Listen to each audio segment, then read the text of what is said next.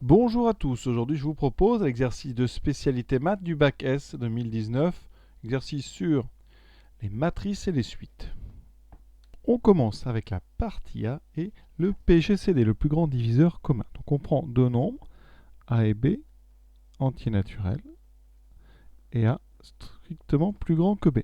On va d'abord montrer que les PGCD de A et B, c'est le même que le PGCD de A moins B et B. Alors pour ça, on va regarder les diviseurs communs à A et B. D'accord? On note ça, D, A, B, hein, ça c'est diviseur commun de A et B. Et le PGCD, c'est le plus grand élément de cet ensemble. D'accord? Et on va regarder aussi les diviseurs de A-B et de B. On va comparer ces deux ensembles. On va montrer qu'ils sont égaux. Première partie, on prend soit D, qui appartient au diviseur de A et B. D'accord? Dans ce cas-là, donc D divise A et D divise B. Donc D divise toute combinaison à coefficient entier de AB. Donc ici, D divise A moins B. On a donc D qui divise A moins B, D qui divise B. Par conséquent, D appartient au diviseur commun de A moins B et de B.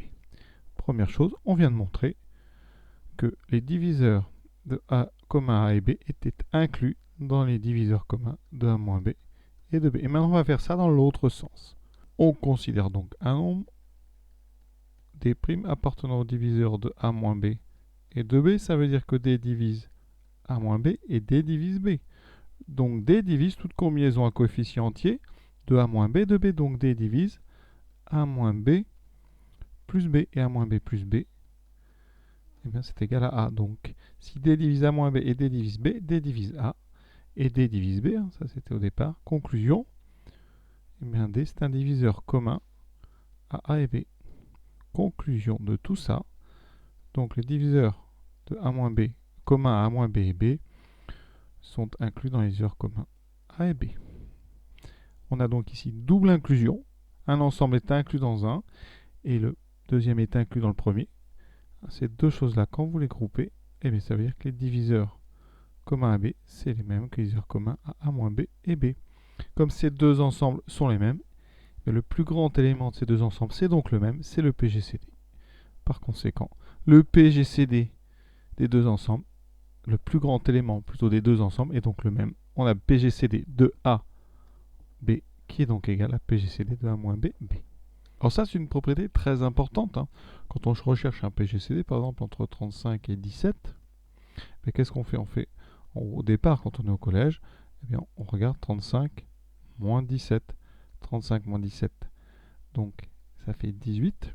Et on dit que le PGCD de 35 et 17, c'est le même que le PGCD, vous voyez, de 18 et 17. Et après, on peut continuer, réutiliser cette propriété plusieurs fois. Ici, par exemple, on fait 18 moins 17 qui vaut 1. Donc ici, c'est le même que le PGCD de 1 et 17. Et PGCD de 1 et 17, c'est donc 1. Vous voyez hein, comment on peut se servir de cette propriété. Et si on la généralise, hein, eh bien, on arrive sur l'algorithme d'Euclide. Tout de suite, un exemple. Donc ici, PGCD de 4 au cube moins 1. Alors, ça fait 63 et de 15. Ça, d'après la propriété précédente, on va faire 63 moins 15. Ça fait donc 48. Donc ça, c'est PGCD de 48 et 15. On continue. Oui, on vient de l'utiliser une première fois. Hein, avec A égale 63, B égale 15. Donc ouais, A égale 63, B égale 15. Ici, j'ai écrit A moins B qui vaut 48. Maintenant, B vaut toujours 15 et on continue. Et bien maintenant, on continue. On fait 48 moins 15 qui fait 33. Donc c'est le même que le PGCD de 33 et de 15. On fait ensuite 33 moins 15. C'est donc PGCD de 18 et 15. Donc on fait une dernière soustraction, 18 moins 15, 3. C'est PGCD de 15 et 3. Là, ce qu'on peut faire, c'est inverser. PGCD de 15 et 3. C'est vraiment pour utiliser cette formule plein de fois. Hein. D'accord? Ici, ça fait donc PGCD de 12 et 3.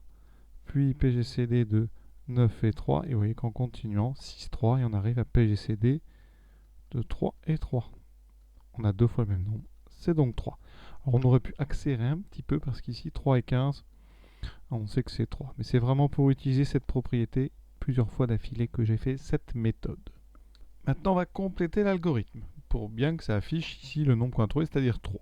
Alors on rentre dans la variable a 4 cubes moins 1 et dans b 4 au carré moins 1.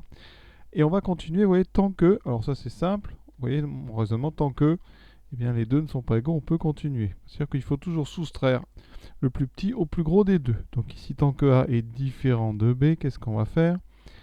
Eh bien, si A est plus grand que B, eh bien, on va faire A moins B. Si par contre, c'est le deuxième le plus grand, mais qu'est-ce qui se passe? Eh bien, on va enlever le plus petit à ce plus grand. Donc on aura ceci. Et c'est déjà terminé, hein. Je vais vous montrer comment ça marche vraiment. Donc nous, on est des parties de PGCD de 63 et 15. Donc ici, A n'est pas égal à B, d'accord? Donc je transforme en fait 63,15 dans le couple 48,15. 48,15, A est toujours plus grand que B, donc ça fait PGCD, ensuite on fait 48 moins 15, donc 33,15. A est encore plus grand que B, vous voyez, donc on continue. 33 moins 15, là, vous voyez, ça fait donc 18, 18,15. A est toujours plus grand que B, donc je fais encore ici 18 moins 15, et j'obtiens 3,15. Là, maintenant, B est plus grand que A, d'accord? Ici, on n'a pas A égale B, on n'a pas A plus grand que B, donc cette fois-ci, on va enlever 3 à 15 et on aura 3, 12. Et on va continuer. B est plus grand, donc on fait B moins A. On fait 12 moins 3, 9. On continue. 9 moins 3, 6. On continue. B est encore plus grand. 3, 3. Ici, on arrive. A est égal à B, donc la boucle s'arrête. Voilà. Et elle contient, dans la variable A et B, à ce moment-là, le même nombre 3. Et donc, le programme marche. Deuxième partie. Là, on va considérer une suite. Donc, notre suite, au départ, U0 est égal à 0, puis U1 est égal à 1. Et ensuite, pour avoir un terme, on prend donc 5 fois le précédent, moins 4 fois l'antécédent. Donc ici, vous voyez U2, pour vous montrer comment ça fonctionne, c'est donc 5 fois U1, donc 5 fois 1, moins 4 fois 0, ce qui donnerait 5. Voilà. Et on va appeler Vn égale Un plus 1, Un. Donc ça veut dire que V0, c'est U1, U0, c'est-à-dire 1, 0. D'accord? Et maintenant, on va essayer de traduire matriciellement notre relation de récurrence. Alors, ce qu'on sait, c'est que Un plus 2, c'est donc 5 fois Un plus 1, moins 4 Un. D'accord? Donc, si je veux avoir ici Vn plus 1, c'est donc Un plus 1, Un. Pardon, Un plus 2, Un plus 1. D'accord? C'est le suivant. Ça doit être égal à une matrice que je ne connais pas. Je vais écrire pour l'instant ABCD fois Un plus 1, Un. Donc, si je fais ce produit, rappelez-vous, quand on fait un produit, on prend la première colonne de la matrice de droite, on la met au-dessus, et on fait donc ici A fois Un plus 1 plus B fois Un. Et ici C fois Un plus 1 plus D fois Un. Alors, déjà, la deuxième ligne est particulière. On doit avoir Un plus 1 ici. Vous voyez, Un plus 1 doit être égal à C fois Un plus 1 plus D fois Un. Donc là, il suffit de prendre D égale 0 et C égale 1 pour avoir effectivement Un plus 1 égale Un plus 1. Donc on va poser une première matrice. Première chose déjà, C égale à 1, D égale 0. Donc 1, 0. Et maintenant il me faut A et B. Pour avoir A et B, regardez. Ici, Un plus 2, c'est donc A fois Un plus 1 plus B fois Un. Si je regarde la relation de récurrence, ça veut dire que mon A ici, ben c'est mon coefficient 5. Donc A égale 5. Et mon B plus B, c'est en fait le moins 4. Donc voilà ma matrice A. Je vais la noter en haut. A, donc 5, moins 4, 1, 0. Deuxième question, on va parler d'inversibilité de matrice 2, 2. Alors là, le programme est un peu flou. La plupart des enseignants, des profs font le déterminant et même la formule d'une matrice inverse de 2. Donc je vais vous montrer ce que c'est. C'est quand même bien de le savoir parce que ça gagne du temps. Et pour les autres, ceux qui n'ont pas vu le déterminant, on verra comment on peut trouver justement l'inverse d'une matrice de 2. Donc le principe, c'est d'avoir une matrice donc de 2 carré, voilà, ABCD. Il y a un nombre qui s'appelle le déterminant de la matrice A.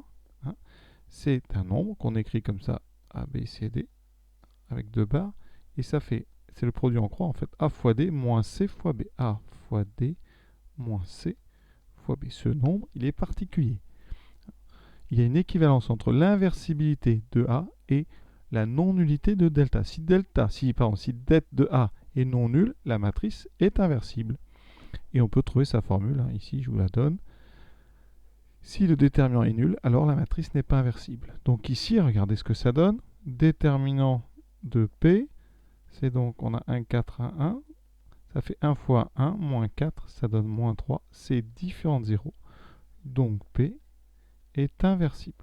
Alors pour trouver l'inverse, soit vous avez appris la formule, soit je vais vous montrer comment on fait. Et pour ceux qui n'ont pas fait le déterminant, il faut tout de suite passer à la recherche de l'inverse. Pour ceux qui ont vu les formules, pour avoir l'inverse d'une matrice, donc de 2, on fait 1 sur le déterminant, donc 1 sur moins 3, fois une matrice qui va ressembler vraiment à P. On inverse les deux termes diagonaux ici. Donc là, il y a des 1 et des 1, donc ça ne change rien. Et ensuite, vous mettez un moins devant les autres. Donc il y avait 1 et 4. Ici, vous mettrez moins 1, moins 4. Et bien sûr, vous multipliez chacun par moins 1 tiers. Donc ça fera moins 1 tiers. Moins 4 fois moins 1 tiers, ça fait donc 4 tiers. 1 tiers, moins 1 tiers.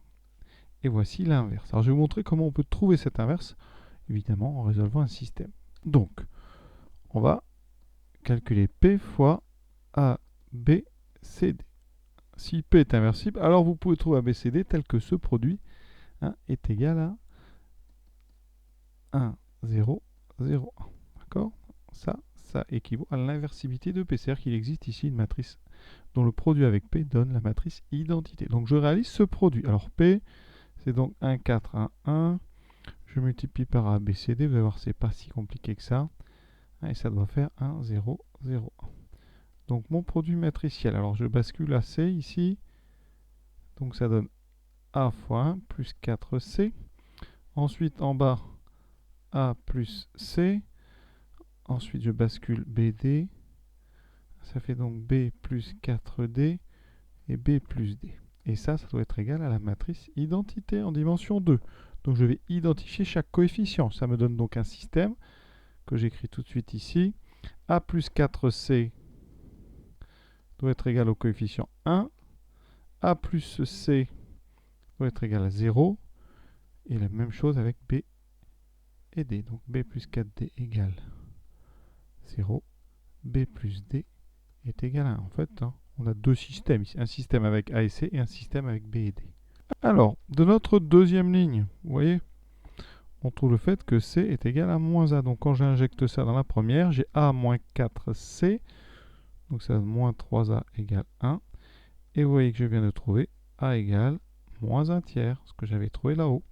Ensuite, C va donc être égal à 1 tiers. Pour B, ici, alors ce qu'on peut faire, c'est que B est égal à 1 moins D. Et donc là, j'obtiens 1 moins plus 3D égale 0. Et j'obtiens effectivement D égale moins 1 tiers. Et B égale 1 plus 1 tiers, c'est-à-dire 4 tiers. Voilà, on retrouve donc P est inversible et P moins 1, c'est donc la matrice ici A égale moins 1 tiers, B égale 4 tiers, C égale 1 tiers, D égale moins 1 tiers. Donc vous voyez que c'est un système qui se résout quand même assez facilement. Mais il faut juste l'avoir fait déjà une fois ou deux. Donc voilà. Maintenant, on vous demande de vérifier que P moins 1 fois A fois P est égal à la matrice diagonale ici avec un 1 et un 4. Pour ça, c'est juste un petit produit matriciel. On va recopier donc nos trois matrices. Moins 1 tiers, 4 tiers, 1 tiers, moins 1 tiers. On multiplie par A. Donc 5 moins 4, 1, 0. Et ici, on multiplie par P, 1, 4, 1, 1. Alors, on a un produit de trois matrices. Donc, on va faire l'associativité. Je vais d'abord faire le produit des de la deuxième et de la troisième. Puisqu'il n'y a que des entiers, ce sera plus simple. Donc je fais ce produit-là. Ça me donne. Alors ici, on va donc recopier P-1. Et là, on va faire quoi? Donc, pour faire un produit, on prend la première colonne, on la bascule. Ensuite, on fait 5 fois 1, 5, moins 1 fois 4, 4. Donc, ça donne 1. Et pareil pour la deuxième ligne. 1 fois 1, moins plus 1 fois 0. Ça fait donc 1. Ensuite, on bascule la deuxième colonne, 4 et 1. Et on fait pareil. 5 fois 4, 20, moins 4, 16. 4 plus 0, 4. Maintenant, on fait ce produit de la même façon. On prend donc notre première colonne, on l'écrit au-dessus, on la bascule, et on fait moins 1 tiers plus 4 tiers, moins 1 tiers plus 4 tiers, ça fait 3 tiers, ça fait 1. Pareil dessous, on aura donc 1 tiers moins 1 tiers, ça donne 0. Maintenant, on bascule notre deuxième colonne, donc avec un 16 et 4. Donc j'ai moins 16 tiers plus 16 tiers, donc ça va faire 0. Et 16 tiers moins 4 tiers, ce qui fait 12 tiers. Et j'obtiens effectivement 1, 0, 0, 4. C'est donc égal à la matrice D pour diagonale qu'on m'a proposé, donc CQFD. Troisième question, une démonstration par récurrence. Alors ça, c'est presque à connaître par cœur, ça tombe très souvent, on en a souvent besoin. Donc ici, on va tout de suite y aller. Initialisation. Donc on vous demande ici, c'est très important, pour n non nul. Ça, c'est très très important à bien regarder. Donc on initialise pour n égale 1. Si vous faites pour n égale 0, ça sera faux. En tout cas, c'est pas ce qu'il faut faire. Il faut vraiment faire pour n égale 1. Donc on regarde à gauche. A puissance n, ça vaut A1. Donc ça vaut A. Le membre de droite, PDN, P-1, il vaut PD1, P-1. Et D puissance 1, ça vaut D, donc ça fait B, PD, P-1. Comment est-ce qu'on peut utiliser ce qu'on vient de faire? Je vous rappelle que D, on a prouvé que c'était P-1 AP. Donc on va l'utiliser ça ici. Oui, on va remplacer D par cette expression. Ça nous donne P fois P-1 AP, P-1. Et par associativité, on peut enlever les parenthèses et commencer par le produit qu'on veut, à condition de ne pas changer l'ordre. Donc, eh bien, ce qu'on va faire, c'est qu'on va faire d'abord P fois P-1 et P fois P-1. On sait que P-1, c'est l'inverse de P, donc P, P-1, ça fait l'identité en dimension 2. Et ici, identité. L'identité, la propriété, c'est quand on multiplie une matrice par l'identité, ça ne change rien. Donc ici, il me reste A. Donc, vous voyez, la propriété, elle est donc vraie pour n égale 1. Donc, vous voyez, c'est pas si simple que ça. Il y a quand même un petit travail. Voilà. Donc maintenant, on passe à l'hérédité. Pour l'hérédité, on suppose que pour un certain n appartenant à une étoile, donc non nul, A puissance n est égal à PDN P-1. Alors, c'est pas si simple que ça, parce que le but, c'est de passer à la puissance, donc n plus 1. Il y a plein de façons d'arriver à ce chemin. Alors, si on part donc de A puissance n, l'idée, c'est que pour aller à A puissance n plus 1, eh bien, on va faire A puissance n fois A. D'accord? Donc, si j'utilise l'hypothèse de récurrence, ça me donne ça, multiplié par A. C'est-à-dire P fois D puissance n fois P-1 fois A. Le souci, c'est que soit ici, je ne sais pas quoi en faire. Alors, c'est là qu'il faut être astucieux. Pour bien m'en servir, il faudrait que j'ai à droite ici du A un P, vous voyez, pour pouvoir utiliser P-1 AP. Donc l'idée, c'est qu'on va rajouter ici P fois P-1. C'est tout simple, vous voyez. Je sais que P fois P-1, d'accord. Je sais que P fois P-1, c'est l'identité en dimension 2, donc je peux le rajouter. Sorti de là, qu'est-ce que j'ai? J'ai P fois D puissance n, et là je vais mettre des parenthèses autour de P-1 AP. Et j'ai ce P-1 que j'ai fait apparaître. P-1 AP, eh bien, d'après la question B, ça vaut D. Oui, et je suis presque arrivé. Ça me donne P D puissance n fois D fois P-1, mais D puissance n fois D, ça fait D puissance n plus 1. Et on est arrivé, donc, hérédité vérifiée. Donc l'astuce, et d'ailleurs la seule du truc, c'est ici, vous allez rajouter P fois P-1. d'accord, de façon à faire apparaître P-1 A fois P, et utiliser ce qu'on a démontré juste avant. C'est la petite astuce de cette démonstration. Alors il existe d'autres façons de faire. Hein. Quand on a D, P-1 A, P, si on multiplie des deux côtés par P à gauche, ça fait PD, P, P-1 A, P. Vous voyez que P fois P-1, eh bien, ça me fait AP, parce que P, P-1 c'est l'identité. Et je fais une multiplication à droite par P-1, qui fait A, P, P-1. Et vous voyez qu'ici, ça me donne le fait que P fois D fois P-1 est égal à A. Et ça veut dire qu'ici, quand je remplace A par P, D, P-1, eh bien, il se passe quelque chose. Quand j'associe ici P-1 et P, ça disparaît, ça fait l'identité. Et je reviens ici à dn fois d, ce qui fait P, dn plus 1, P-1. Voilà, alors, il y a plusieurs façons. Moi, je préfère celle que j'ai choisie au départ, c'est-à-dire qu'on fait apparaître juste ici, après le A, P fois P-1. Je trouve ça assez rapide après à utiliser. Quatrième question. Maintenant, on va calculer les coefficients de A puissance n quand n est non nul. A puissance n, vous savez que c'est P dn P-1.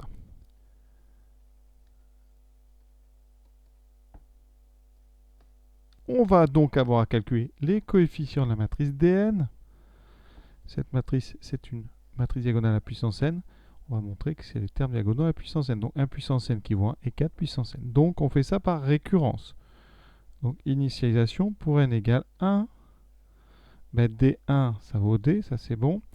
Et notre matrice ici à droite, pour n égale 1, ça fait 1, 0, 0. Et 4 puissance 1, ça fait 4. C'est bien égal à D. Donc c'est vrai pour n égale 1. D'accord? Maintenant, on passe à l'hérédité. Donc on suppose que pour un certain n, je vais faire à droite, on suppose que pour un certain n appartenant à n étoile, on suppose que dn c'est effectivement 1, 0, 0, 4 puissance n. Et on veut montrer que c'est vrai au rang suivant. Donc je vais faire quoi? Je vais trouver dn plus 1. dn plus 1 c'est dn fois d, ou d fois dn comme vous voulez. Je dois donc faire le produit de cette matrice par ma matrice d. Donc 1, 4, 0, 0. Et quand on fait ce produit, assez rapidement, on voit qu'on a 1, 0, 0, 4 puissance n fois 4, c'est-à-dire 4 puissance n plus 1. Donc hérédité vérifiée. Et comme d'habitude, je n'ai pas fait tout à l'heure, mais vous pensez bien à faire une belle phrase de conclusion sur votre copie en disant « La propriété est initialisée pour n égale 1, elle est héréditaire, elle est donc vraie pour tout n non nul. » Et maintenant, on n'a plus qu'à faire ce long calcul ici, puisque on a maintenant la formule de d puissance n, 1, 0, 0, 4 puissance n. Et la matrice inverse, je l'ai encore en haut. Donc, je recopie. Je vais commencer par faire le produit des deux premières, parce qu'il y a des coefficients entiers, donc je préfère. Ça me donne donc ici, on bascule le 1, 0. 1 fois 1, donc ça fait 1. En bas, 1 aussi.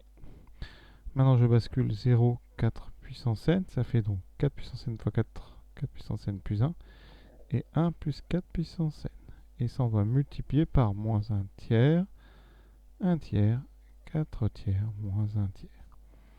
Même chose, je bascule moins 1 tiers, la première colonne. Ça me donne donc moins 1 tiers plus 1 tiers fois 4 puissance n plus 1. La deuxième ligne, moins 1 tiers, ensuite plus 1 tiers. Donc il me restera il restera 1 tiers fois 4 puissance n. Maintenant, je bascule la deuxième colonne. Donc j'ai du 4 tiers et moins 1 tiers. Ça me donne donc 4 tiers. Donc 4 tiers moins 4. Pardon, moins 1 tiers fois 4 puissance n plus 1. Et ensuite dessous, moins 4 tiers moins 1 tiers. Ah non, c'est pas moins 4 tiers, pardon. C'est 4 tiers moins 1 tiers. Donc ça fait 3 tiers, ça fait 1. Moins 1 tiers de 4 puissance n. Et ça, c'est notre matrice, donc A puissance n. Cela me donne, il faut aller doucement pour ne pas se tromper, donc je bascule ma première colonne, 1, 0. Ensuite, je fais donc 1 fois 1 plus 0 et 1 fois 1 plus 0. Voilà, ça c'est bien. Ensuite, deuxième, donc j'ai un 0 et 4 puissance n. Donc j'aurai 4 puissance n plus 1 et en bas j'aurai juste 4 puissance n fois donc moins 1 tiers, 4 tiers, 1 tiers, moins 1 tiers. On bascule la première colonne. Moins 1 tiers, 1 tiers. Donc, ça me donne moins 1 tiers plus 1 tiers multiplié par 4 puissance n plus 1. Ensuite, dessous, moins 1 tiers plus... Alors, j'ai mis un quart, mais ici, c'est 1 tiers. Attention. 1 tiers fois 4 puissance n. Deuxième colonne, je bascule. Donc, ça sera 4 tiers moins 1 tiers. Il faut faire très attention. Donc, j'ai 4 tiers moins 1 tiers fois 4 puissance n plus 1. Et ensuite 4 tiers moins 1 tiers fois 4 puissance n. Et c'est déjà terminé, ça c'est a puissance n. Cinquième question, maintenant on admet que Vn c'est a puissance n fois V0. Donc il faut déterminer pour tout entier n, un. Alors ici donc, pour n, différentes zéros. On va utiliser la formule. Ça veut dire que Vn, ça sera donc notre a puissance n fois donc V0. Alors V0, je vous rappelle, on avait dit que c'était donc 1, 0. Donc fois 1, 0. Quand je multiplie cette matrice par 1 et 0, qu'est-ce que j'obtiens? J'obtiens donc moins 1 tiers, donc plus 1 tiers fois 4 puissance n plus 1. Et j'obtiens donc moins 1 tiers plus 1 tiers fois 4 puissance n. Il me reste juste, oui, la deuxième colonne. Regardez bien, je vais le faire ici. Si je multiplie par 1, 0, en basculant, il me restera donc que la première colonne. Donc ici, ça, je sais de plus que c'est égal donc à un plus 1, un. D'accord? Donc en identifiant le deuxième coefficient, pour tout n non nul, un, c'est bien égal à moins 1 tiers plus 1 tiers fois 4 puissance n. Vous avez remarqué, j'ai fait ça pour n non nul, parce que la formule que je viens de trouver, c'est pour n non nul. Donc, il va quand même falloir que je vérifie que pour n égale 0, cette formule, elle marche aussi. Vérifions donc, et vous l'écrivez ça, cette formule pour n égale 0. Moins 1 tiers plus 1 tiers fois 4 puissance 0, ça fait moins 1 tiers plus 1 tiers fois 1, parce que 4 puissance 0, ça fait 1. Et vous voyez que ça fait 0. Et c'est bien égal à U0. Donc, cette propriété, elle est donc vraie pour n égale 0. Elle est vraie pour n appartenant à n étoile, donc elle est vraie pour tout n. Donc, quel que soit n appartenant à grand n, un est bien égal à moins 1 tiers plus 1 tiers fois 4 puissance n. Donc faites bien attention là à bien démontrer exactement ce qu'on veut. Vous voyez, il y a un petit truc ici. Ici, c'est pour tout entier naturel n, alors que jusque-là, on était sur des entiers naturels non nuls. Donc faites bien attention. Sixième question, petit a. Maintenant, on repasse sur les suites. Donc on admet que pour tout n entier naturel, un, c'est moins 1 tiers plus 1 tiers fois 4 puissance n. On va déjà bien montrer que un plus 1, c'est 4 fois un plus 1. Donc ce que je fais, tout simplement, je fais 4 fois un plus 1. J'ai le droit de le faire. Ça fait donc 4 fois moins 1 tiers plus 1 tiers fois 4 puissance n plus 1. Je développe moins 4 tiers plus, donc ici 4 fois 1 tiers fois 4 puissance n plus 1. Alors le 1, je vais le mettre sous la forme 3 sur 3, comme ça je vais l'ajouter tout de suite à moins 4 tiers, ça fait donc moins 1 tiers. Et il me reste ce terme là ici, donc je mets le 1 tiers d'abord et j'ai 4 fois 4 puissance n. Et vous savez que 4 fois 4 puissance n, c'est 4 puissance 1 fois 4 puissance n, c'est donc 4 puissance n plus 1. Et là, on retrouve exactement un plus 1. D'accord? C'est la même chose qu'ici, mais avec un n plus 1 à la place du n. Donc ici, on a démontré ça pour tout n. Et donc, on a terminé cette question. Vous voyez, ce n'est pas une histoire de récurrence ici. On a la formule, le terme général de un, on regarde juste combien vaut 4 fois un plus 1. 6b. En déduire PGCD de un plus 1 un, quel que soit n appartenant à n. Alors, on va utiliser exactement ce qu'on vient de faire. un plus 1, c'est 4 c'est 4 UN plus 1. Le plus 1 n'est plus en indice. UN. Donc ce qu'on va faire, c'est utiliser notre première propriété. A, B, je vais faire donc, j'enlève une fois B. Ça fait 3 UN plus 1 UN. Je continue, j'enlève une autre fois. Ça fait donc PGCD de 2 UN plus 1 UN. Je continue. PGCD de UN plus 1 UN. Je refais une dernière fois. UN plus 1, donc ici, moins UN, ça fait PGCD de 1 UN. Conclusion, eh bien, PGCD de 1 et de UN, quel est le plus grand diviseur commun c'est forcément 1. Donc ici, UN plus 1 UN sont premiers. Entre eux, donc je vais l'écrire hein, ici, UN plus 1 et UN sont premiers entre eux. Et ça, quel que soit n appartenant à grand n. Maintenant, dans la dernière question, on veut le PGCD donc de 4 puissance n plus 1 moins 1 et 4 puissance n moins 1. Alors il faut trouver le lien entre ça et un évidemment. Donc je vais partir de ce qu'on nous demande. Donc pour tout n appartenant à n, je pars de PGCD de 4 puissance n plus 1 moins 1, 4 puissance n moins 1. Et je vais essayer de revenir donc à notre suite UN. Alors, vous voyez ici, hein, on a UN, hein, je rappelle, UN, il faut bien vous voyez, hein, UN c'est moins 1 tiers, plus 1 tiers fois 4 puissance n, donc si je le mets dans l'ordre, ça fait 4 puissance n sur 3 moins 1 tiers. Si je factorise par 1 tiers, ça fait 1 tiers de 4 puissance n moins 1. Et donc, ça veut dire que, en multipliant par 3, 3 fois UN est égal à 4 puissance n moins 1. D'accord? Quel que soit n. Donc ici, mon PGCD, il vaut en fait le PGCD de 3 fois UN et de 3 fois UN plus 1. Les deux nombres ici sont factorisables par 3, donc ça c'est 3 fois le PGCD de UN plus 1. Et on a dit que UN et UN plus 1 étaient premiers entre eux, c'est donc 3 fois 1, c'est donc 3. Et donc le PGCD de 4 puissance n plus 1 moins 1 et 4 puissance n moins 1, c'est toujours 3. Voilà, cet exercice est terminé. Je vous souhaite une bonne fin de journée à tous. À bientôt.